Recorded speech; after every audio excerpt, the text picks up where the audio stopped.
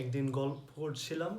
আমার বাবা আমাকে জীবনমুখী শিক্ষা নিয়ে কিছু উপদেশ দিচ্ছিল। সেখানে আমাকে বলেন, আমি যে বিষয়ে পড়াশোনা করি না কেন, আমার সেই বিষয়ের প্রতি দক্ষতা অর্জন করতে হবে। আমি যদি দক্ষতা অর্জন না করতে পারি, সেক্ষেত্রে আমার চাকরির খোঁজার ক্ষেত্রে খুবই কষ্টকর হবে। আপনারা এখন বুঝতে পারছেন আমি কোন বিষয় নিয়ে কথা বলছি। আমি বাংলাদেশের বেকারত্বের সমস্যা নিয়ে আলোচনা করছি। আসসালামু আলাইকুম সবাইকে। আমি আমার প্রেজেন্টেশন করছি বাংলাদেশের বেকারত্ব সমস্যা নিয়ে। বেকারত্বের সমস্যা, এটা আপনারা সবাই জানেন, শুনেছেন, এখন দেখছেন কিভাবে অনেক মানুষ চাকরির পিছে দৌড়াচ্ছে, তবে কোনো চাকরি হচ্ছে না। তারা সর্বোচ্চ চেষ্টা করছে, তারপরে চাকরি হচ্ছে না। এটা একটা আমাদের দেশের অনেক বড় সমস্যা বললেই বলা যায়। কারণ দেখা যাচ্ছে জনসংখ্যা বৃদ্ধির সাথে সাথে চাকরির সেই সংখ্যাটা হচ্ছে না। আমাদের দেশের এখন 2024 সালে অনুসারে জনসংখ্যা হচ্ছে 17,35,00,000 মানুষ। এত মানুষের মধ্যে চাকরি খোঁজা আসলে অনেক কঠিন। এছাড়াও আমাদের দেশের শিক্ষার সাথে সাথে কারিগরি শিক্ষার খুব কম রয়েছে।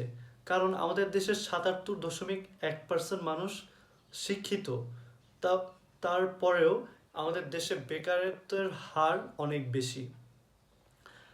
বেকারত্বের হার যদি সঠিকভাবে বলতে হয়, সেক্ষেত্রে সেই হার হবে 4.2%। এই এই এত মানুষ, এখানে আমাদের কোনো চাকরি হচ্ছে না। দেখা যাচ্ছে তারা কোনো প্রকার যোগ্যতা পূরণ করতে পারছে না, অথবা তাদের দক্ষতা নেই, অথবা এমন কোনো একটি বিষয় যেটা তাদের নেই, যার জন্য তারা সরকারি চাকরিতে কোনো স্থান পাচ্ছে না, অথবা কোনো বেসরকারি চাকরিতেও স্থান পাচ্ছে না। সেখানে দেখা যাচ্ছে তার অভিজ্ঞতার প্রয়োজন রয়েছে, দীর্ঘ অভিজ্ঞতা জারি রয়েছে, সেই চাকরিটা পাচ্ছে।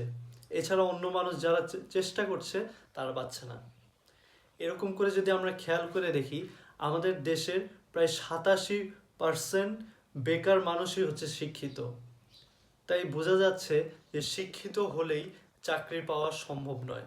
আমাদের শিক্ষার সাথে সাথে কারিগরি শিক্ষা, ভোকেশন শিক্ষা, বিভিন্ন ধরনের শিক্ষা আমাদের অর্জন করতে হবে। আমরা যদি এসব শিক্ষা না অর্জন করতে পারি, তাহলে আমাদের চাকরির পিছনে দৌড়াতে হবে, কিন্তু আমাদের চাকরি জুটবে না। তাই আমি মনে করি আমাদের চাকরি খোঁজার জন্য নিজেদের শিক্ষা অর্জন করতে হবে। কারণ দেখা যাচ্ছে সবাই শহরমুখী হচ্ছে।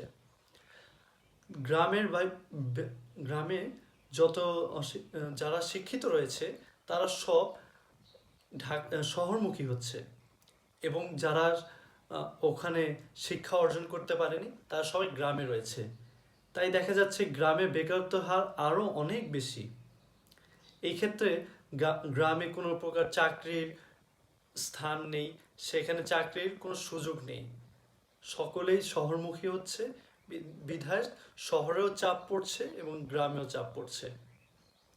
আমাদের এই সকল সমস্যার সমাধান করতে হলে আমাদের প্রথমে সকল শিক্ষার সাথে সাথে নিজস্ব দক্ষতা অর্জন করতে হবে। বিভিন্ন ধরনের দক্ষতা অর্জন করার মাধ্যমে একটা মানুষ তার সঠিক দক্ষতা অনুযায়ী চাকরি সে পাবে। এরই সাথে সাথে আমাদের শিক্ষাগত মান আরও উন্নত করতে হবে। এর মধ্যে দিয়ে যত প্রকার কম্পিউটারের দক্ষতা, কথা বলার যোগাযোগ দক্ষতা, টেকনোলজিক্যাল যত প্রকার দক্ষতা রয়েছে, সকল দক্ষতা অর্জন করতে হবে।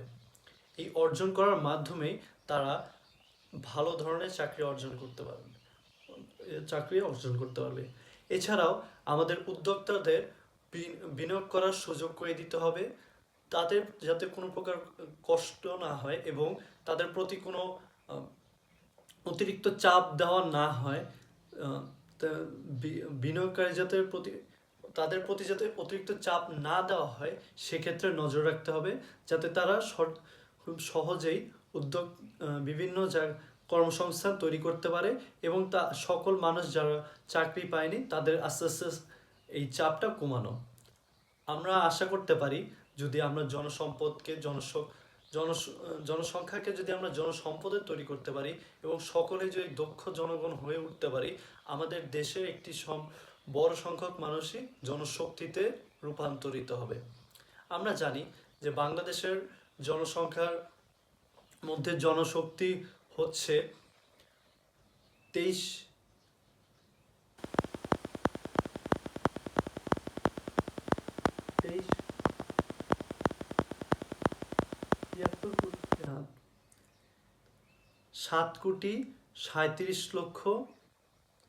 7,37,50,000 মানুষ।